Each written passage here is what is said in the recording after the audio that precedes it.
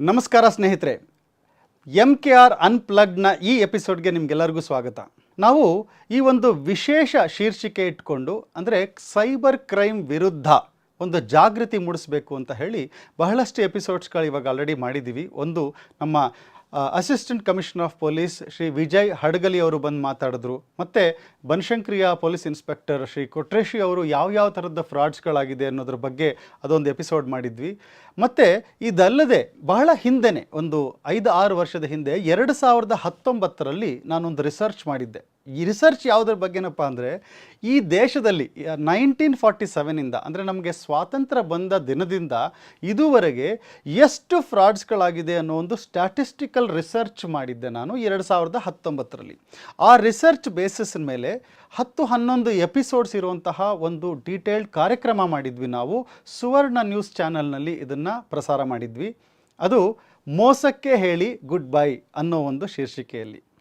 ಇವತ್ತು ನಾವು ಮೋಸ ಹೋಗ್ತಾನೇ ಇದ್ದೀವಿ. 2019ರಲ್ಲಿ ಎಷ್ಟು ಮೋಸ ಹೋಗ್ತಿದ್ವೋ ಅದಕ್ಕಿಂತ ಹೆಚ್ಚು ಫ್ರಾಡ್ಸ್ಗಳು ಈಗ ಆಗ್ತಾ ಇದೆ. ಅಷ್ಟೇ ಅಲ್ಲ, ಆ ಫ್ರಾಡ್ ಆಗುವಂಥ ಅಮೌಂಟ್ ಇದೆಯಲ್ಲ, ಮುಂಚೆ 5,000, 10,000, 1,00,000, 5,00,000 ಜನ ಕಳ್ಕೊಳ್ತಾ ಇದ್ರೆ ಇವಾಗ ಒಂದೇ ಒಂದು OTPಯಿಂದ 50 ಲಕ್ಷ, 1 ಕೋಟಿ ಬೇರೆ ಬೇರೆ ಥರದ ಹೊಸ ಫ್ರಾಡ್ಗಳು ಬರ್ತಾನೇ ಇದೆ. ಅದಕ್ಕೆ ಹೇಗೆ ನಮ್ಮ ಜನರನ್ನ ನಾವು ಕಾಪಾಡೋದು, ನಾವು ಕಷ್ಟಪಟ್ಟು ಸಂಪಾದನೆ ಮಾಡಿರೋ ದುಡ್ಡನ್ನು ಈ ವಂಚಕರಿಂದ, ಈ ಮೋಸ ಮಾಡೋರಿಂದ ಕಾಪಾಡ್ಕೊಳ್ಳೋದು ಅನ್ನೋದು ಮುಖ್ಯವಾಗಿ ಬೇಕಾಗಿರೋದು. ನಮಗೆ ಈ ವಂಚನೆಗಳ ಬಗ್ಗೆ ಒಳ್ಳೆ ಉಪಯುಕ್ತವಾದ ಮಾಹಿತಿ, ಮತ್ತು ಅದನ್ನು ನಾವು ಜ್ಞಾಪಕ ಇಟ್ಕೋಬೇಕು, ಜನ ನಮ್ಮನ್ನು ಹೇಗೆ ಮೋಸ ಮಾಡ್ತಾರೆ ಅಂತ. ಈ ಮೊದಲನೇ ಎಪಿಸೋಡ್ ನಾವು ಪ್ರಸಾರ ಮಾಡಿದ್ವಿ 2019ರ ಸುಮಾರು ಫೆಬ್ರವರಿ ತಿಂಗಳಿನಲ್ಲಿ. ಸುವರ್ಣ ನ್ಯೂಸ್ನಲ್ಲಿ ಈ ಎಲ್ಲ ಎಪಿಸೋಡ್ಗಳು ಬಂದಿತ್ತು, ಪ್ರಸಾರ ಆಗಿತ್ತು. ಅದೇ ಎಪಿಸೋಡ್ಗಳನ್ನು ಈಗ ಮತ್ತೆ ಮರುಪ್ರಸಾರ ಮಾಡ್ತಾ ಇದ್ವಿ ನಮ್ಮ ಈ MKR ಅನ್ಪ್ಲಗ್ಡ್ ಅನ್ನೋ ಚಾನಲ್ನಲ್ಲಿ. ಮೊದಲ ಎಪಿಸೋಡ್ನಲ್ಲಿ ನಾವು ಮಾತಾಡ್ತಿದ್ವಿ ಎಷ್ಟು ಥರದ ಮೋಸಗಳಿದೆ ಅಂತ. ಇದಕ್ಕೆ ನನ್ನ ಸ್ನೇಹಿತರಾದ ಶ್ರೀ ಅಜಿತ್ ಹನುಮಕ್ಕನವರು, ಚೀಫ್ ಎಡಿಟರ್ ಸುವರ್ಣ ನ್ಯೂಸ್, ತುಂಬ ಸಹಕಾರಿಯಾಗಿ ತುಂಬ ಅದ್ಭುತವಾಗಿ ಮಾತಾಡಿದ್ದಾರೆ. ಈ ವಿಷಯಗಳನ್ನು, ಈ ಎಪಿಸೋಡ್ಗಳನ್ನು ಪ್ರತಿ ವಾರಕ್ಕೆ 1 ಅಥವಾ 2 ಆಗಿ ನಾವು ಇದನ್ನು ಪ್ರಸಾರ ಮಾಡ್ತಾ ಇರ್ತೀವಿ. ಪ್ರತಿಯೊಂದು ಎಪಿಸೋಡನ್ನು ಮತ್ತೆ ನೋಡಿ, ಯಾಕೆಂದರೆ ನಾವು ಕಷ್ಟಪಟ್ಟಿರೋ ದುಡ್ಡು ಯಾರ್ದೋ ವಂಚಕರ ಪಾಲಾಗಬಾರ್ದು. ನಾವು ಕಷ್ಟಪಟ್ಟ ದುಡ್ಡು ನಮ್ಮ ಕುಟುಂಬಕ್ಕೆ, ನಮ್ಮ ಮಕ್ಕಳಿಗೆ ಉಪಯೋಗ ಆಗಬೇಕು. ಅದರ ಹಿಂದೆ ಆ ಶ್ರಮಕ್ಕೆ ಒಂದು ಬೆಲೆ ಇರಬೇಕು. ಆ ಥರ ನಮ್ಮ ದುಡ್ಡು ಕಳ್ಕೋಬಾರ್ದು ಅಂದರೆ ತುಂಬ ಮುಖ್ಯವಾಗಿರೋದು ಈ ಫ್ರಾಡ್ಗಳ, ವಂಚನೆಗಳ ಬಗ್ಗೆ ನಮಗೆ ಬೇಕಾಗಿರುವಂತಹ ಜಾಗೃತಿ. ಅದನ್ನೇ ನಾವು ಸೈಬರ್ ಕ್ರೈಮ್ ವಿರುದ್ಧ ಜಾಗೃತಿ ಅನ್ನೋ ಶೀರ್ಷಿಕೆಯಲ್ಲಿ ಈ ಎಲ್ಲ ಎಪಿಸೋಡ್ಗಳನ್ನ ತರ್ತಾ ಇದ್ದೀವಿ. ಬನ್ನಿ ಮೊದಲನೇ ಎಪಿಸೋಡ್ನ ನೋಡ್ಕೊಂಬರೋಣ. ಫ್ರಾಡಾಲಜಿ ಅಂದರೆ ಏನು, ಎಷ್ಟು ಥರದ ವಂಚನೆಗಳನ್ನು ಮಾಡ್ತಾರೆ ಅನ್ನೋ ಒಂದು ಕಿರು ಪರಿಚಯನ ಈ ಒಂದು 20 ನಿಮಿಷದ ವಿಡಿಯೋದಲ್ಲಿ ಅದ್ಭುತವಾಗಿ ಮೂಡಿ ಬಂದಿದೆ. ಇದು 2019ರಲ್ಲಿ ಸುವರ್ಣ ನ್ಯೂಸ್ನಲ್ಲಿ ಪ್ರಸಾರವಾಗಿದ್ದಂತಹ ಕಾರ್ಯಕ್ರಮ ನಾವು ಮತ್ತೆ ಮರುಪ್ರಸಾರ ಮಾಡ್ತಾ ಇದ್ದೀವಿ. ಬನ್ನಿ ನೋಡ್ಕೊಂಡು ಬರೋಣ. ಮೋಸಕ್ಕೆ ಹೇಳಿ ಗುಡ್ ಬೈ, ಮೋಸಕ್ಕೆ ಹೇಳಿ ಗುಡ್ ಬೈ. ಬೆಳಗ್ಗೆದ್ದು ಪೇಪರ್ ತೆಗೀರಿ, ನ್ಯೂಸ್ ಚಾನಲ್ ಆನ್ ಮಾಡಿ ಅಥವಾ ಇನ್ಯಾವುದೋ ಸುದ್ದಿ ಮಾಧ್ಯಮವನ್ನು ತೆಗೀರಿ, ನಿಮಗೆ ಒಂದಲ್ಲ ಒಂದು ಹಣದ ಮೋಸದ ಸುದ್ದಿ ಕಂಡೇ ಕಾಣಿಸುತ್ತೆ. ಜನ ಹಗಲು ರಾತ್ರಿ ಕಷ್ಟಪಟ್ಟು ದುಡಿತಾರೆ, ದುಡಿದಿದ್ರಲ್ಲಿ ಸೇವಿಂಗ್ ಮಾಡಿ ಇಡ್ತಾರೆ. ಆ ಹಣದಲ್ಲಿ ತಮ್ಮ ಕನಸನ್ನು ನನಸು ಮಾಡಿಕೊಳ್ಳಬೇಕು ಅಂತ ಕಾಯ್ತಾ ಇರ್ತಾರೆ. ಅಂಥ ಸಂದರ್ಭದಲ್ಲಿ ಯಾವನೋ ಒಬ್ಬ ವಂಚಕ ಬಂದು ಆ ಹಣವನ್ನೆಲ್ಲ ವಂಚಿಸಿಕೊಂಡು ಹೋಗ್ಬಿಡ್ತಾನೆ. ಇಂಥ ವಂಚನೆ ನಿಮಗೆ ಆಗದೇ ಇರುವ ಹಾಗೆ ತಡೆಯಬೇಕು ಅನ್ನುವ ಕಾರಣಕ್ಕಾಗಿ ಒಂದು ವಿಶೇಷ ಕಾರ್ಯಕ್ರಮ ಮತ್ತು ವಿಶಿಷ್ಟವಾದ ಕಾರ್ಯಕ್ರಮ ಮಾಡ್ತಾ ಇದ್ದೀವಿ. ಮೋಸಕ್ಕೆ ಹೇಳಿ ಗುಡ್ ಬೈ. ನಮ್ಮ ಜೊತೆಗೆ ಫಿನಾನ್ಷಿಯಲ್ ಎಕ್ಸ್ಪರ್ಟ್ ಮೋಹನ್ ಅವರಿದ್ದಾರೆ. ಮೋಹನ್ ಅವರೇ ನಮಸ್ಕಾರ. ಧನ್ಯವಾದ ಅಜಿತ್ ಅವರೇ, ನಮಸ್ಕಾರ. ನಿಮ್ಮನ್ನು ಭೇಟಿ ಆದಮೇಲೆ ನನಗೊಂದು ಹೊಸ ಶಬ್ದ ಕಲಿಯೋಕ್ಕೆ ಸಿಕ್ತು, ಫ್ರಾಡಾಲಜಿ ಅಂತ. ಫ್ರಾಡಾಲಜಿ ಅನ್ನೋ ಒಂದು ಟರ್ಮಿನೇಷನ್ ಕೂಡ ಇದೆಯಾ? ಇದು ಆ್ಯಕ್ಚುಲಿ ಇದೆ. ನೀವು ಗೂಗಲಲ್ಲಿ ಸರ್ಚ್ ಮಾಡಿದ್ರೆ ಫ್ರಾಡಾಲಜಿ ಅಂತ ನೀವು ನೋಡಬಹುದು. ಓಕೆ. ಅಂದರೆ ಮೋಸಗಳದ್ದ ಇದು ನಾವು ಕೂಡ ಕಾಯಿನ್ ಮಾಡಿದ ವರ್ಡ್ ಇದು. ಯಾಕೆಂದರೆ ಇದು ಈಸಿಯಾಗಿ ಕಮ್ಯುನಿಕೇಟ್ ಆಗಲಿ ಅನ್ನೋದು. ಎಷ್ಟು ಥರದ ಮೋಸಗಳಿದೆ ಅನ್ನೋದನ್ನು ತಿಳ್ಕೊಂಡ್ರೆ ತಾನೇ ನೀವು ಅದರಿಂದ ಕಾಪಾಡ್ಕೊಳ್ಳಿಕ್ಕೆ ಸಾಧ್ಯ. ಮೊದಲು ಏನಿದೆ ಅನ್ನೋದನ್ನು ತಿಳ್ಕೊಬೇಕು, ಯಾವ ಥರ ಮೋಸ ಮಾಡ್ತಾರೆ ಅನ್ನೋ ತಿಳ್ಕೊಬೇಕು. ಇದೆಲ್ಲದರದ್ದು ಸ್ಟಡಿನೇ ನಾವು ಕಾಯಿನ್ ಮಾಡಿರೋ ಒಂದು ಟರ್ಮಿನಾಲಜಿ ಫ್ರಾಡಾಲಜಿ ಅಂತ ಹೇಳಿ. ಈ ಹಣಕಾಸು ನಿರ್ವಹಣೆಯಲ್ಲಿ 23 ವರ್ಷ ಎಕ್ಸ್ಪೀರಿಯನ್ಸ್ ನಿಮಗೆ. ಆ ಎಕ್ಸ್ಪೀರಿಯನ್ಸಿನ ಒಟ್ಟು ರೂಪವಾಗಿ ಜನರಿಗೆ ಮೋಸ ಹೋಗೋದ್ರಿಂದ ತಡಿಬೇಕು ಅಂತ ಈ ವಿಶೇಷ ಕಾರ್ಯಕ್ರಮ ಮಾಡ್ತಾಯಿದ್ದೀರಿ. ಪ್ರೇರಣೆ ಏನಾಯಿತು? ಅಜಿತ್ ಅವರೇ ಏನಾಯಿತು, ನಾನು ವೆನ್ ಐ ಸ್ಟಾರ್ಟೆಡ್ ವರ್ಕಿಂಗ್ ಒಂದು ಲಾಸ್ಟ್ 6 ಇಯರ್ಸಿಂದ ನಾನೊಂದು ಸಂಸ್ಥೆ ನಡೆಸ್ತಾ ಇದ್ದೀನಿ, ವೆಲ್ತ್ ವೃದ್ಧಿ ಅಂತ ಹೇಳಿ. ಒಂದು ವಿಶೇಷವಾದ ನನ್ನ ಲಾಸ್ಟ್ 6 ಇಯರ್ಸ್ ರಿಸರ್ಚ್ ಒಂದು ಫಿನ್ಮೋ ಅಂತ ಹೇಳಿ ಒಂದು ಪ್ರಾಡಕ್ಟ್ ಮಾಡಿದ್ದೀನಿ. It's a paid fee based service. ಅದು ಫಿನ್ಮೋ ಅನ್ನೋದು ಶಾರ್ಟ್ ಫಾರ್ಮ್ ಆಫ್ ಫೈನಾನ್ಷಿಯಲ್ ಮೋಕ್ಷ ಅನ್ನೋದ್ರದ್ದು. ಇಂಟ್ರೆಸ್ಟಿಂಗ್. ಫೈನಾನ್ಷಿಯಲ್ ಮೋಕ್ಷ, ಆರ್ಥಿಕವಾಗಿ ಮೋಕ್ಷ ಹೊಂದಿ ಅಂತ. ಹೌದು. ಅಂದರೆ ನೀವು ಯಾವುದೇ ಕಾರಣಕ್ಕೂ ನೀವು ಕೆಲಸ ಮಾಡ್ದೇನೆ ಒಂದು ಸ್ಟೇಜ್ ರೀಚ್ ಆದಮೇಲೆ ನಾನು ಆಲ್ರೆಡಿ ಅರ್ನ್ ಮಾಡಿರೋ ದುಡ್ಡಿಂದಾನೇ ನನ್ನ ಜೀವನ ನಡಿಬೇಕು. ಅಂದರೆ ಕೆಲಸಕ್ಕೋಸ್ಕರ ಲೈಫ್ ಲಾಂಗ್ ದುಡ್ಡಿಗೋಸ್ಕರ ಲೈಫ್ ಲಾಂಗ್ ಕೆಲಸ ಮಾಡಬೇಕಾಗಿರಲ್ಲ ಅಂತ. ಒಂದು ಸರಿ ನಾನು ಒಂದು 15-20 ವರ್ಷ ನಾನು ಕಷ್ಟಪಟ್ಟು ಕೆಲಸ ಮಾಡಿದರೆ ಆಮೇಲೆ ಆ ದುಡ್ಡೇ ನನಗೆ ಇನ್ಕಮನ್ನು ಕೊಡ್ತಾ ಹೋಗಬೇಕು ಅನ್ನೋದು, ಅದಕ್ಕೆ ಫೈನಾನ್ಷಿಯಲ್ ಮೋಕ್ಷ ಅಂತ ಹೇಳ್ತೀವಿ.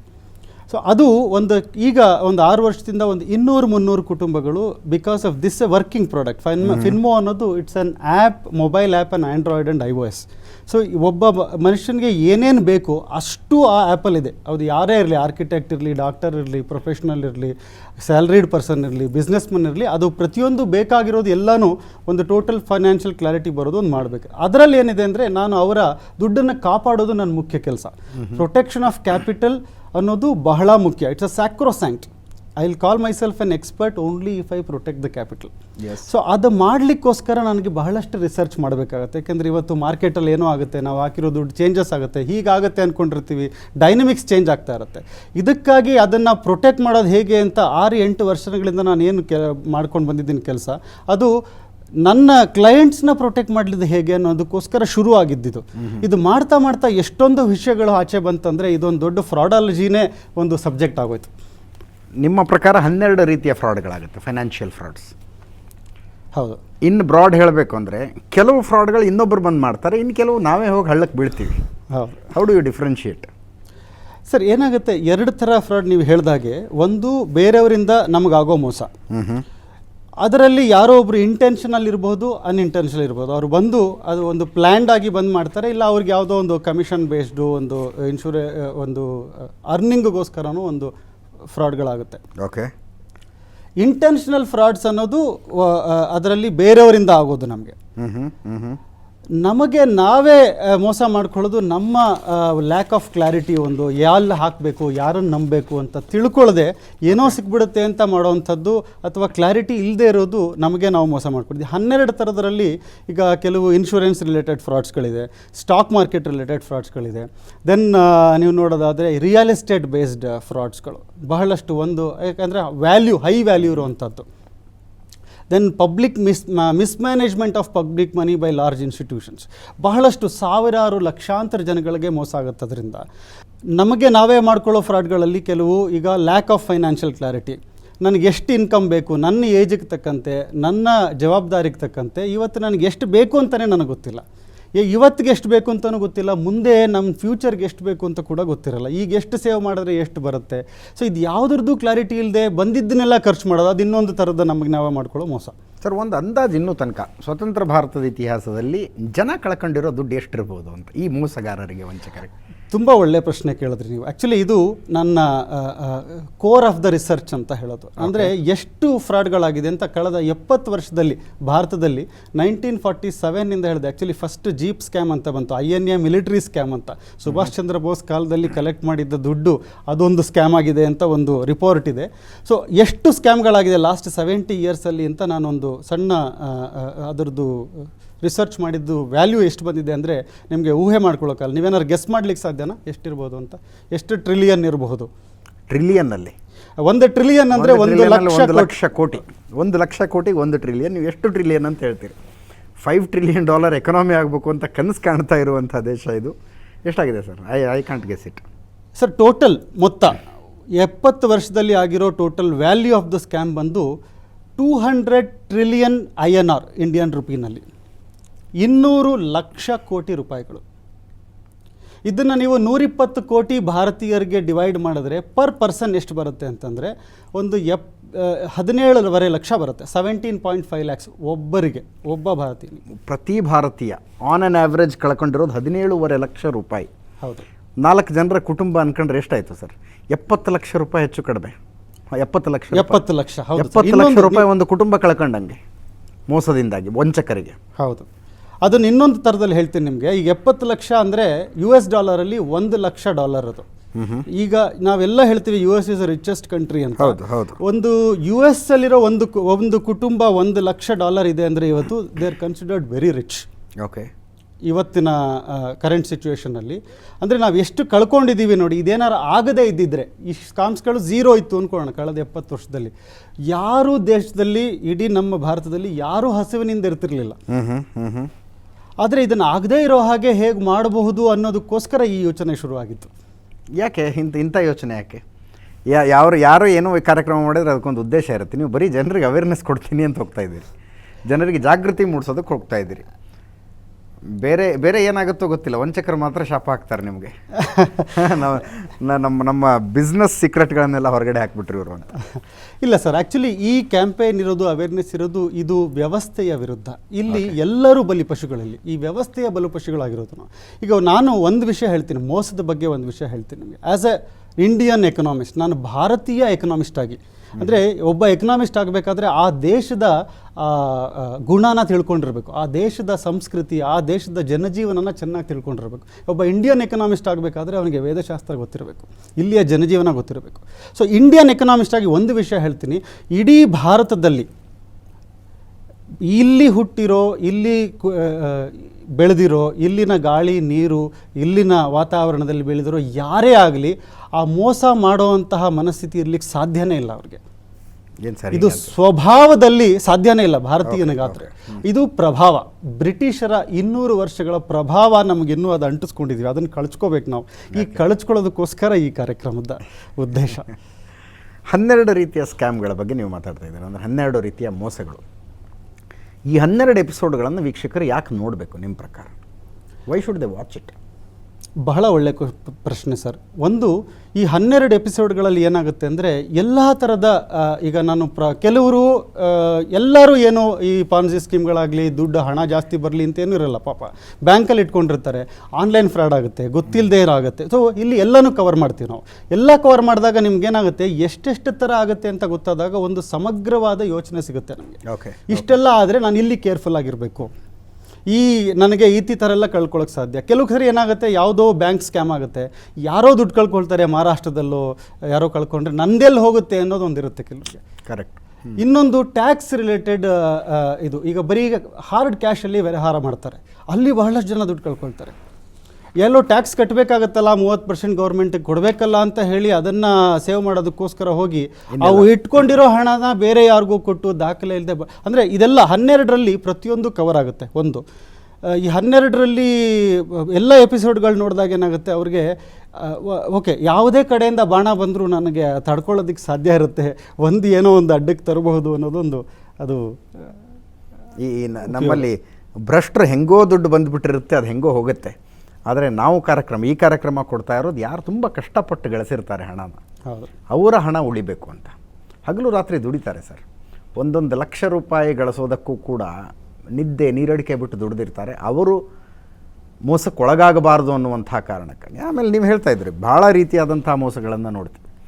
ಇತ್ತೀಚೆಗಂತೂ ಮೊಬೈಲಿಗೆ OTP ಬರುತ್ತೆ, ಆ OTP ಇನ್ಯಾರೋ ಕೇಳ್ತಾರೆ, QR ಕೋಡ್ ಬರುತ್ತೆ, ಮತ್ತಾರೋ ಕೇಳ್ತಾರೆ. ಅಲ್ಲಿಂದ ಹಿಡಿದು ನೀವು ಹೇಳಿದಾಗೆ ಯಾರೋ 4-5 ಜನ ಫ್ರೆಂಡ್ಸ್ ಸೇರಿ ಒಂದು ಸೈಟ್ ತಗೊಳ್ಳೋದು ಅಂತ ಡಿಸೈಡ್ ಮಾಡಿ ಎಲ್ಲೋ ಸೈಟ್ ತಗೊಳ್ಳೋದು. 20 ವರ್ಷ ಆದರೂ ಆ ಸೈಟ್ ಬೆಲೆ ಏರೋದೇ ಇಲ್ಲ. That's a wrong investment, bad investment. ಇದನ್ನೆಲ್ಲ ನಾವು 12 ಎಪಿಸೋಡ್ಗಳಲ್ಲಿ ಕವರ್ ಮಾಡ್ತೀವಿ ಅಂತ.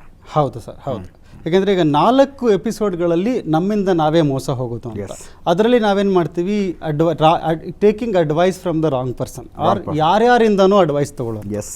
ಈಗ ಫ್ರೆಂಡ್ ಹೇಳ್ದ ಅಂತ ನೀವು ಒಂದು ಪಿಕ್ಚರ್ ನೋಡಬಹುದು, ಇಲ್ಲ ಒಂದು ರೆಸ್ಟೋರೆಂಟ್ಗೆ ಹೋಗಿ ಏನೋ ಒಂದು ಹೊಸದೇನೋ ಒಂದು ಇದೆ ಫುಡ್ ಅಂದರೆ ಅದನ್ನು ತೊಗೊಳ್ಬೋದು. ಬಟ್ ಫ್ರೆಂಡ್ ಹೇಳ್ದ ಅಂತೇಳಿ ನೀವು ಹೇಳ್ದಂಗೆ ಸೈಟ್ ತಗೊಳ್ಳೋದು, ಫ್ರೆಂಡ್ ಹೇಳ್ದ ಅಂತ ಇನ್ವೆಸ್ಟ್ ಮಾಡಿದ್ರೆ, ಫ್ರೆಂಡ್ ಹೇಳ್ದ ಅಂತ ಇನ್ಯಾವುದೋ ಒಂದು ದುಡ್ಡಲ್ಲಿ ಇನ್ವೆಸ್ಟ್ ಮಾಡೋದು, ಅವರು ಹೋಗ್ತಾರೆ, ನಿಮ್ಮದು ಹೋಗುತ್ತೆ. ಎಸ್. ಅದಕ್ಕೆ ತಜ್ಞರು ಯಾರು ಅದರಲ್ಲಿ ಸ್ಪೆಷಲಿಸ್ಟ್ ಇದ್ದಾರೆ ಇವತ್ತಿನ ದಿವಸ ಅದು ಒಂದು ಕವರ್ ಮಾಡ್ತಿದ್ದೀವಿ ಅದರಲ್ಲಿ. ಪ್ಲಸ್ ಇನ್ನೊಂದೇನಾಗುತ್ತೆ, ಆಫರ್ಗಳು, ಡಿಸ್ಕೌಂಟ್ಗಳು. ಬಹಳಷ್ಟು ಜನ ಸಂಪಾದನೆ ಏನೋ ಚೆನ್ನಾಗಿ ಮಾಡ್ತಾರೆ, ಆದರೆ ಸೇವಿಂಗ್ಸ್ ಮಾಡ್ಕೊಳ್ಳೋದಕ್ಕಾಗಲ್ಲ. ಪ್ರತಿದಿನ ಒಂದಲ್ಲ, ಫೆಸ್ಟಿವಲ್ ಸೀಸನಲ್ಲಿ ಫೆಸ್ಟಿವ್ ಆಫರು, ಆಫ್ ಸೀಸನಲ್ಲಿ ಆಫ್ ಸೀಸನ್ ಆಫರ್.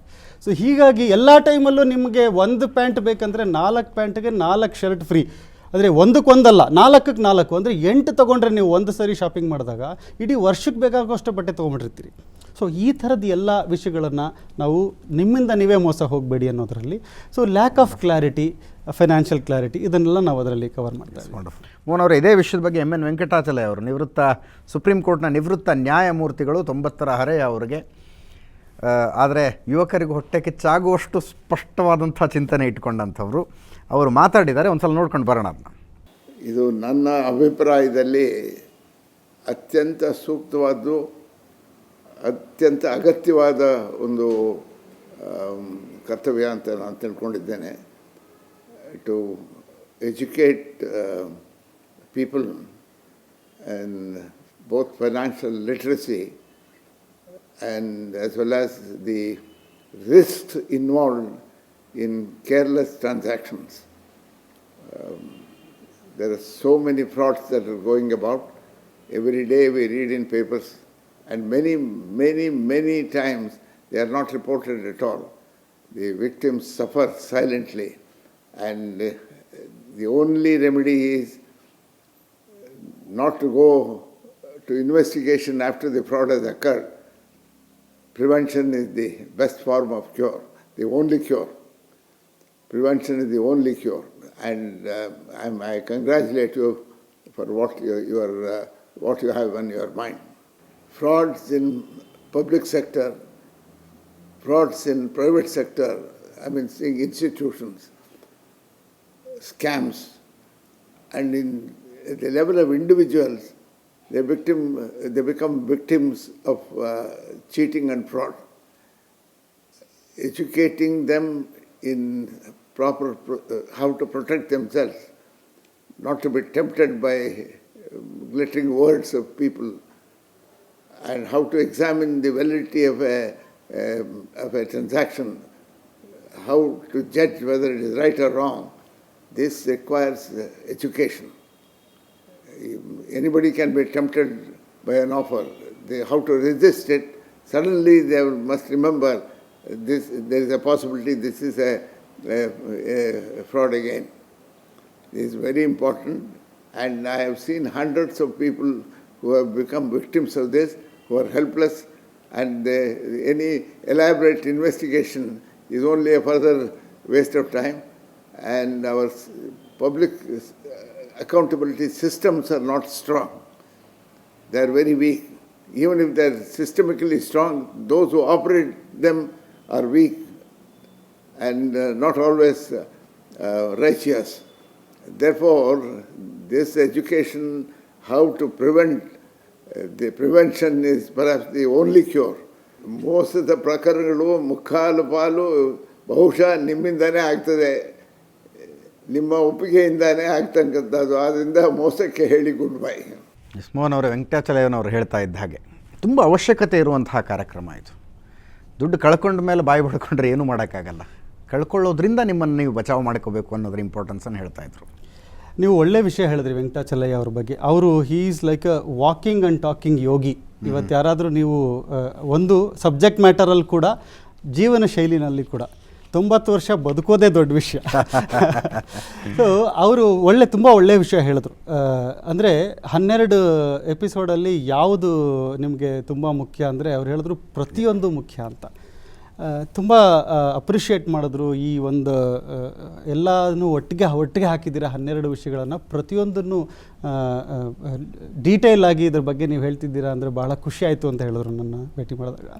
ರೂಪಾ ಅಂತ ಒಬ್ಬರು ಫೋನ್ ಸಂಪರ್ಕದಲ್ಲಿದ್ದಾರೆ. ನಮಸ್ಕಾರ ರೂಪಾ ಅವರೇ. ನಮಸ್ಕಾರ ಸರ್. ಮೋಹನ್ ಅವರಿದ್ದಾರೆ ನಮ್ಮ ಜೊತೆಗೆ. ನಮಸ್ಕಾರ ರೂಪಾ ಅವರೇ. ನಮಸ್ಕಾರ. ನಮಸ್ಕಾರ ಸರ್. ಇದೇನಾಯ್ತಂದ್ರೆ ಮೊಬೈಲಿಗೆ ಒಂದ್ ಮೆಸೇಜ್ ಬಂತು, ಪೇಟಿಎಂ KYC ಅಂತ. ಅದರಿಂದ ಒಂದ್ ಮೊಬೈಲ್ ಮೆಸೇಜ್ ಬಂತು. ಅದ್ರಲ್ಲಿ ಒಂದ್ ನಂಬರ್ ಕೂಡ ಇತ್ತು. ಇದಕ್ಕೆ ಫೋನ್ ಮಾಡಿ ನಿಮ್ದು ಪೇಟಿಎಂ ಇವಾಗ ಇದಾಗಿದೆ, KYC ಗೆ ಬಂದಿದೆ, ಇಲ್ಲಾಂದ್ರೆ ಬೇರೆ ಏನು ಮಾಡಕ್ಕಾಗಲ್ಲ ಅಂತ. ನಂಬರಿಗೆ ಫೋನ್ ಮಾಡಿದಾಗ ಅವರು ಅದೇನೋ ಲಿಂಕ್ ಎಲ್ಲ ಕಳಿಸ್ತೀವಿ ಅಂದ್ರು. ನಾನು ಆಚೆ ಇದ್ದೆ, ನಾನು ಇವಾಗ ಬೇಡ ಆಮೇಲೆ ಮಾಡ್ತೀನಿ ಅಂತ ಇಟ್ಬಿಟ್ಟೆ. ಮತ್ತೆ ಮಧ್ಯಾಹ್ನ 2 ಗಂಟೆಗೆ ಫೋನ್ ಮಾಡ್ಬಿಟ್ಟು ಅವರು, ಇಲ್ಲ ಮೇಡಮ್ ನಾವು ಪೇಟಿಎಂ ಅವರು, ಖಂಡಿತ ಬೇರೆ ಮೋಸ ಎಲ್ಲ ಮಾಡ್ತಿಲ್ಲ, ನೀವು ಒಂದ್ ಲಿಂಕ್ ಕಳಿಸ್ತೀವಿ ಮಾಡಿ 2 ನಿಮಿಷ ಅದ್ರಲ್ಲಿ ನಿಮ್ದು ಪೇಟಿಎಂ KYC ಆಗತ್ತೆ ಅಂದ್ರು. ಸರಿ ಅಂದ್ಬಿಟ್ಟು ಆ ಲಿಂಕ್ ನ ನಾನು ಹೋದೆ, ಎಂಟರ್ ಮಾಡಿದೆ. ನನ್ನ ಬ್ಯಾಂಕ್ ಡೀಟೇಲ್ಸ್ ಹಾಕ ತಕ್ಷಣ ಮೇ ಬಿ ನನ್ನ ಫೋನನ್ನೇ ಫುಲ್ ಅವ್ರಿಗೆ ಕಾಣಿಸ್ತಾ ಇತ್ತು, ಎಲ್ಲ ಡೀಟೇಲ್ಸ್. ಫೋನ್ ಅನ್ನ ಹ್ಯಾಕ್ ಮಾಡ್ಬಿಟ್ರು ಅವರು. ಹ್ಯಾಕ್ ಮಾಡಿ ಎಲ್ಲ ಡೀಟೇಲ್ಸ್ ತಗೊಂಡು ಅವರು ನನ್ನ ಅಕೌಂಟ್ ಇಂದ ಫಸ್ಟ್ ದುಡ್ಡು ಹೋಗ್ಬಿಡ್ತು. ಎಷ್ಟು ದುಡ್ಡು ಹೋಯ್ತು? ಹೋದ್ಮೇಲೆ ನಂಗೆ 1,17,000 ಹೋಯ್ತು. 1,17,000 ಒಂದೇ ಸಲಕ್ಕೆ? ಒಂದೇ ಸಲಕ್ಕೆ ಇದ್ದಿದ್ದು ದುಡ್ಡು ಅಕೌಂಟ್ ಅಲ್ಲಿ ಹೊಟ್ಟೋಯ್ತು. ಸರಿ, ನನಗೆ ಮೆಸೇಜ್ ಬಂದ ತಕ್ಷಣ ನನಗೆ ಭಯ ಆಯ್ತು. ಇದೇನಿದು, ನೀವು ನೋಡಲ್ಲ ಅಂತಿದ್ದೀರಾ, ನೀವ್ ಹಿಂಗ್ ಮಾಡ್ತಿದ್ದೀರಾ ಅಂದ ತಕ್ಷಣ ಏನಾಗಿದೆ, ನಾನು ಮತ್ತೆ ಏನೋ ಕ್ರೆಡಿಟ್ ಆದಂಗ ಆಯ್ತು. ದುಡ್ಡು ಕ್ರೆಡಿಟ್ ಆಗಿ ಮತ್ತೆ ಡೆಬಿಟ್ ಆಯ್ತು. ಸೊ ನನ್ನ ಹತ್ರ ಒಂದು FD ಕೂಡ ಇತ್ತು 5 ಲಕ್ಷದ್ದು. ನನಗೆ ಆ ದುಡ್ಡು ಮುಟ್ಟಿದ್ದಾರೆ ಅಂತ ಗೊತ್ತಿರ್ಲಿಲ್ಲ. ಮತ್ತೆ ಸಂಜೆ ಇಟ್ಬಿಟ್ರು ಫೋನ್ ಅವರು. ಸಂಜೆ ಮತ್ತೆ ಕಳ್ಕೊಂಡ ಹಣ ಎಷ್ಟು ರೂಪ ಅವರೇ ನೀವು? ಒಟ್ಟು ಸರ್ ನಂದು 6,17,000. My goodness. ಎಷ್ಟು ವರ್ಷದ ಸೇವಿಂಗ್ಸು ಸರ್? ನಂದು 8 ವರ್ಷ ಕೆಲಸ ಮಾಡಿದ್ದು ಸೇವಿಂಗ್ಸ್ ಸರ್. ಅದು ಏನು ಸರ್ ಇದು? ಹಣ ಬರ 8 ವರ್ಷ ಕಷ್ಟಪಟ್ಟು ದುಡಿದು ಸೇವಿಂಗ್ ಮಾಡಿದ ಹಣ ನೋಡ್ತಾ ಮೊಬೈಲಲ್ಲಿ ಒಂದು ಲಿಂಕ್ ಪ್ರೆಸ್ ಮಾಡಿದ್ದಕ್ಕೆ ಹೋಗ್ಬಿಡುತ್ತೆ ಅಂತಂದರೆ. ಆ್ಯಕ್ಚುಲಿ ಈ ಕೇಸಲ್ಲಿ ಆಗಿರೋದು ನೆಟ್ ಬ್ಯಾಂಕಿಂಗ್ ಟ್ರಾನ್ಸಾಕ್ಷನ್. ಅವರು ಎಲ್ಲ ಬ್ಯಾಂಕಿಂಗ್ ಟ್ರಾನ್ಸಾಕ್ಷನ್ಸ್ನ ಇವರು ಮಾಡಿದ್ದಾರೆ, ಅಲ್ಲಿ ಎಲ್ಲ ಎಂಟ್ರಿ ಮಾಡಿದ್ದಾರೆ. ಕರೆಕ್ಟ್. ಇದಕ್ಕೆ ಬ್ಯಾಂಕಿಂಗ್ ಥೆಫ್ಟ್ ಅಂತೀವಿ ನಾವು. ಅಂದರೆ ಥೆಫ್ಟ್ ಆಫ್ ಐಡೆಂಟಿಟಿ ಥೆಫ್ಟ್. ಅದು ಬೇರೆಯವರು ನಿಮ್ಮದು ತೊಗೊಂಡು ಹೈಜಾಕ್ ಮಾಡೋದಿಲ್ಲ, ಇದು ಅವ್ರ ಕೈಲೇ ಮಾಡಿಸಿದ್ದಾರೆ. ಅಂದರೆ ಇದು ಬಹಳ ಜಾಗರೂಕವಾಗಿ ಇರಬೇಕಾಗಿರುವಂತಹ ವಿಷಯ. ಯಾರೇ ಆಗಲಿ ಸರ್, ಒಂದು ರೂಪ ಅವ್ರಿಗೂ ಇದು ಉತ್ತರ, ಪ್ರತಿಯೊಬ್ಬರಿಗೂ ಅಷ್ಟೇ ಇದು. ಯಾರೇ ಆದರೂ ಅಷ್ಟೇ, ನಿಮ್ಮ ಫೋನಲ್ಲಿ ಅಪರಿಚಿತರು ನಿಮಗೆ ಗೊತ್ತಿಲ್ಲದೆ ಇರೋರು ಯಾರೇ ಫೋನ್ ಮಾಡಿದ್ರು ಮೊದಲು ಫೋನೇ ತೊಗೊಳ್ಬೇಡಿ. ನಾನು ಒಂದು ವಿಷಯ ಹೇಳೋದಂದರೆ, ಯಾರೇ ಅನ್ನೋನ್ ನಂಬರಿಂದ ಕಾಲ್ ಬಂದರೆ, ಅದು ಫೈನಾನ್ಸ್ ರಿಲೇಟೆಡ್ ಬಂದರೆ ದಯವಿಟ್ಟು ತೊಗೊಳ್ಬೇಡಿ ಫೋನ್. ನಿಮ್ಮ ಬ್ಯಾಂಕ್ನ ಎಕ್ಸ್ಪರ್ಟ್ ಯಾರೋ ಕಾಲ್ ಮಾಡಿ, ಯಾರೂ ಫೋನ್ ಮಾಡೋದಿಲ್ಲ, ಯಾರೂ OTP ಕೇಳಲ್ಲ, ಯಾರೂ ಆನ್ಲೈನಲ್ಲಿ ಟ್ರಾನ್ಸಾಕ್ಷನ್ ಮಾಡಿ ಅಂತ ಫೋನಲ್ಲಿ ಇಟ್ಕೊಂಡು ಯಾರೂ ಹೇಳೋದಿಲ್ಲ. ಫೋನ್ ತೊಗೊಂಡ್ರೆ ಆಗಲೇ ನೀವು ಅಲ್ಲಿ ಒಳಗಾಗ್ಬಿಡ್ತೀರ. ಅವ್ರು ಹೇಳೋ ವಿಷಯಗಳಿಗೆ. ಅವ್ರು ಯಾರೋ ಒಬ್ಬರು ಹುಡುಗಿ ಮಾತಾಡ್ತಾರೆ, ತುಂಬ ಚೆನ್ನಾಗಿ ಇಂಗ್ಲೀಷಲ್ಲಿ ಮಾತಾಡ್ತಾರೆ, ನಿಮಗೆ ಬೇರೆ ಥರ ಯಾವುದೋ ಬ್ಯುಸಿನಲ್ಲಿರ್ತೀರಿ, ಸಡನ್ಲಿ ಏನೋ ಕೇಳ್ತಾರೆ, ಕ್ಲಿಕ್ ಮಾಡಿಬಿಡ್ತೀರಿ. ಇವ್ರು ಅಟ್ಲೀಸ್ಟ್ ಇವ್ರು ವೆರಿಫೈ ಮಾಡಿದ್ದಾರೆ, ಇವ್ರಿಗೆ ಡೌಟ್ ಬಂದಿದೆ.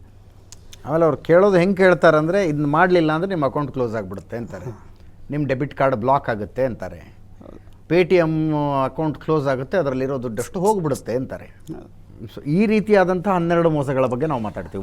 ಇದನ್ನು ನಾವು ಡೀಟೇಲ್ ಆಗಿ ಆನ್ಲೈನ್ ಆ್ಯಂಡ್ ಬ್ಯಾಂಕಿಂಗ್ ಫ್ರಾಡ್ಸ್ ಅಂತಾನೆ ಒಂದು ಎಪಿಸೋಡಲ್ಲಿ ನಾವು ಇದನ್ನು ಮಾತಾಡ್ತಾ ಇದ್ದೀವಿ. ವೆರಿ ಡೀಟೇಲ್ ಆಗಿ ಹೇಳ್ತೀವಿ. Thank you. It was wonderful speaking to you Mohan sir. I hope ಜನ ನಿರಂತರವಾಗಿ ಈ ಸಿರೀಸನ್ನು ನೋಡ್ತಾರೆ ಮತ್ತು ಇದರ ಕಳಕಳಿಯನ್ನು ಅರ್ಥ ಮಾಡಿಕೊಳ್ತಾರೆ ಅನ್ನೋದು ನನ್ನ ಆಶಾಭಾವನೆ. ಅದು ಇದರ ಕಳಕಳಿಯನ್ನು ಅರ್ಥ ಮಾಡಿಕೊಳ್ಬೇಕು. ಅವರು ಹಗಲು ರಾತ್ರಿ ನಿದ್ದೆ ನೀರಡಿಕೆ ಬಿಟ್ಟು ಗಳಿಸಿದ ದುಡ್ಡು ಅವ್ರ ಹತ್ರ ಸೇಫಾಗಿರಬೇಕು, ಯಾರ್ದಾರ್ದು ವಂಚಕರ ಪಾಲಾಗಬಾರ್ದು. ಇಂಥದ್ದೊಂದು ಅವೇರ್ನೆಸ್ ಕಾರ್ಯಕ್ರಮ I think this was most needed. Venkatachalaiah sir ಹೇಳಿದ ಹಾಗೆ ಇಟ್ ವಾಸ್ ಮೋಸ್ಟ್ ನೀಡೆಡ್. ಜನ ಕಾಯ್ತಾ ಇರ್ತಾರೆ ಮುಂದಿನ ಎಪಿಸೋಡ್ಗಳಿಗೆ. Thank you very much Suvarna News ಜೊತೆ ಇಷ್ಟೊತ್ತು ಮಾತನಾಡಿದ್ದಕ್ಕೆ. ಇದಾಗಿತ್ತು ಮೋಸಕ್ಕೆ ಹೇಳಿ ಗುಡ್ ಬೈ ಸ್ಪೆಷಲ್ ಸೀರೀಸ್ನ ಮೊದಲನೆಯ ಎಪಿಸೋಡ್. ವಾರಕ್ಕೊಂದರಂತೆ ಒಂದೊಂದು ಮೋಸದ ಬಗ್ಗೆ ನಿಮ್ಮಲ್ಲಿ ಜಾಗೃತಿ ಮೂಡಿಸುವಂತಹ ಪ್ರಯತ್ನ. ನೀವು ಮೋಹನ್ ಅವರನ್ನು, ಅವರ ಟೀಮನ್ನು ಕಾಂಟ್ಯಾಕ್ಟ್ ಮಾಡಬಹುದು. ಕಾಂಟ್ಯಾಕ್ಟ್ ಮಾಡಬೇಕಾದ ಮೆಥಡ್ ಏನು ಅನ್ನೋದನ್ನು ನಮ್ಮ ಗ್ರಾಫಿಕ್ ಟೆಕ್ಸ್ಟ್ನಲ್ಲಿ ನೀವು ನೋಡ್ತಾ ಇದ್ದೀರಿ. ನಿಮ್ಮ ಪ್ರಶ್ನೆಗಳಿಗೆಲ್ಲ ಅವರು ಉತ್ತರ ಕೊಡ್ತಾರೆ ಅಂತ ಹೇಳ್ತಾ ಈ ವಿಶೇಷ ಕಾರ್ಯಕ್ರಮ ಮುಗಿಸ್ತಾ ಇದ್ದೀನಿ. ನೇರ ದಿಟ್ಟ ನಿರಂತರ ಸುದ್ದಿಗಾಗಿ ನೋಡ್ತಾ ಇರಿ ಸುವರ್ಣ ನ್ಯೂಸ್. ಮೋಸಕ್ಕೆ ಹೇಳಿ ಗುಡ್ ಬೈ, ಮೋಸಕ್ಕೆ ಹೇಳಿ ಗುಡ್ ಬೈ.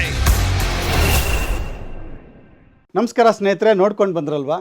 ನೋಡಿ ಎಷ್ಟು ಥರದ ಫ್ರಾಡ್ಸ್ಗಳಿರುತ್ತೆ. ಅದು ಪಾನ್ಜಿ ಫ್ರಾಡ್ಸ್ ಆಗ್ಬೋದು, ಇನ್ಶೂರೆನ್ಸ್ ಫ್ರಾಡ್ಸ್ಗಳು, ಸ್ಟಾಕ್ ಮಾರ್ಕೆಟ್ ಫ್ರಾಡ್ಸ್ಗಳು, ಎಲ್ಲ ಥರದ ಫ್ರಾಡ್ಸ್ಗಳನ್ನು ನಾವು ಚೆನ್ನಾಗಿ ತಿಳ್ಕೋಬೇಕು. ಹೇಗೆ ನಾವು ಕಷ್ಟಪಟ್ಟಿರೋ ದುಡ್ಡನ್ನು ಲಪಟಾಯಿಸೋದಕ್ಕೆ ಜನ ಕಾಯ್ತಿರ್ತಾರೆ ಅಂತ. ಈ ಎಪಿಸೋಡ್ ನೋಡಿದ್ರಿ, ಶ್ರೀ ವೆಂಕಟಾಚಲಯ್ಯನವರು ತುಂಬ ಚೆನ್ನಾಗಿ ಹೇಳಿದ್ರು, ಮೋಸಕ್ಕೆ ಹೇಳಿ ಗುಡ್ ಬೈ ಅಂತ. ಸೊ ಈ ಎಪಿಸೋಡ್ನ ನೋಡಿ ಎಲ್ಲರಿಗೂ ಶೇರ್ ಮಾಡಿ. ಎಲ್ಲ ನಮ್ಮ ಕನ್ನಡಿಗರು ನಾವು ಕಷ್ಟಪಟ್ಟು ಸಂಪಾದನೆ ಮಾಡಿದಂತಹ ದುಡ್ಡನ್ನು ನಾವು ಕಾಪಾಡ್ಕೊಳ್ಳೋಣ, ಜಾಗೃತರಾಗೋಣ ಸೈಬರ್ ಕ್ರೈಮ್ ವಿರುದ್ಧ. ಮುಂದಿನ ಎಪಿಸೋಡು ಪಾನ್ಜೀಸ್ ಫ್ರಾಡ್ಸ್ಗಳ ಬಗ್ಗೆ. ಬಹಳಷ್ಟು ಜನ ಈ ಸುಳ್ಳು ಸ್ಕೀಮ್ಗಳನ್ನು ಮಾಡಿ ಆಸೆ ಆಮಿಷಗಳನ್ನು ಒಡ್ಡಿ ನಿಮ್ಮ ದುಡ್ಡನ್ನು ಹೇಗೆ ಕಿತ್ಕೊಳ್ತಾರೆ, ಅದನ್ನು ನೀವು ಹೇಗೆ ಅದರಿಂದ ಬಚಾವಾಗಬೇಕು, ಈ ಎಲ್ಲ ವಿಷಯಗಳನ್ನು ಮುಂದಿನ ಎಪಿಸೋಡಲ್ಲಿ ನೋಡೋಣ. ಈ ಎಪಿಸೋಡ್ ನೋಡಿದ್ದಕ್ಕೆ ತಮಗೆಲ್ಲರಿಗೂ ಧನ್ಯವಾದಗಳು. ಹುಷಾರಾಗಿರಿ, ನಿಮ್ಮ ದುಡ್ಡನ್ನು ನೀವು ಕಳ್ಕೋಬೇಡಿ. ಸೈಬರ್ ಕ್ರೈಮ್ ವಿರುದ್ಧ ಜಾಗೃತಿಗೆ ನಾವೆಲ್ಲರೂ ಕೈಗೂಡಿಸೋಣ.